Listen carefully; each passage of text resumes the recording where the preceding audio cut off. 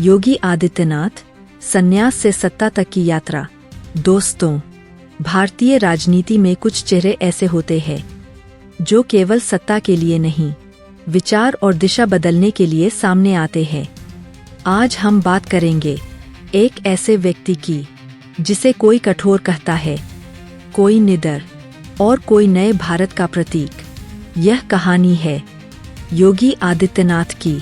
योगी आदित्यनाथ का जन्म 5 जून 1972 को उत्तराखंड के पौड़ी गढ़वाल जिले में हुआ। उनका जन्म नाम था अजय सिंह बिष्ट। एक सामान्य परिवार में जन्मे अजय पढ़ाई में तेज थे और जीवन में कुछ बड़ा करने का सपना रखते थे।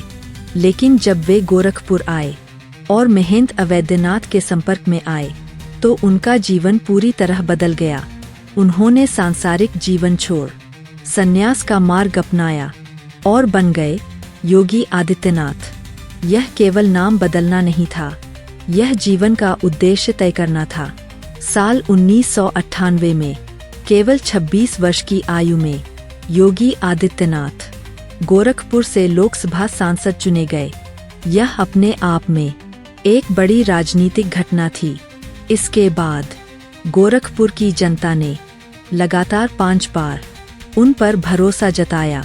उनकी पहचान बनी स्पष्ट बोलने वाले और अपने विचारों पर अडिग रहने वाले नेता की।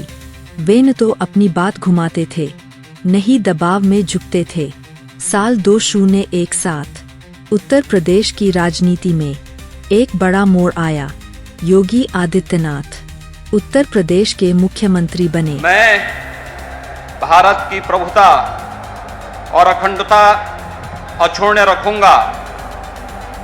मैं उत्तर प्रदेश राज्य के मुख्यमंत्री के रूप में अपने कर्तव्यों का श्रद्धापूर्वक और शुद्ध अंतःकरण से निर्वहन करूंगा। उस समय राज्य की स्थिति काफी चुनौतीपूर्ण थी। अपराध, माफिया और कानून व्यवस्था सबसे बड़ी समस्याएं थीं। मुख्यमंत्री बनते ही योगी आदित्यनाथ ने एक साफ संदेश दिया, अपराध के प्रति कोई समझौता नहीं। योगी सरकार के कार्यकाल में सबसे ज्यादा चर्चा कानून व्यवस्था को लेकर हुई। माफियाओं पर कार्रवाई, अवैध कब्जों पर बुलडोजर और पुलिस को खुली छूट। इन फैसलों ने राज्य की तस्वीर बदल दी। कुछ लोगों ने इन फैसलों की प्रशंसा की तो कुछ ने कड़ी आलोचना। लेकिन एक बात साफ थी, उत्तर प्रदेश में डर का माहौल बदलने लगा। अब डर आम आदमी में नहीं, अपराधियों में दिखने लगा। योगी आदित्यनाथ का शासन केवल कानून व्यवस्था तक सीमित नहीं रहा। एक्सप्रेसवे, चिकित्सा महाविद्यालय, औद्योगिक निवेश और बुनियादी ढांचे का विकास, इन सब पर भी सरकार ने काम किया। साथ ही धर्म और संस्कृति उनकी राजनीति का एक स्पष्ट हिस्सा रही। उनके समर्थक इसे संस्कृति की रक्षा मानते हैं और आलोचक इसे राजनीति में धर्म का प्रयोग। सच्चाई शायद इन दोनों के बीच कहीं है। योगी आदित्यनाथ किसी के लिए तटस्थ नहीं है।